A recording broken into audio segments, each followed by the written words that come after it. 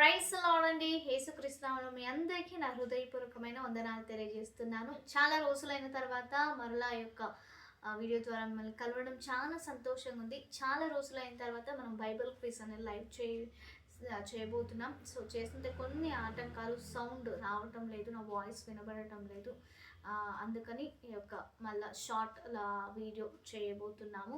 So ఇది మీకు reach అవుతుంది. నా వాయిస్ ఇప్పుడు క్లియర్గా ఉంది అని అనుకుంటున్నాను, భావిస్తున్నాను నేనైతే.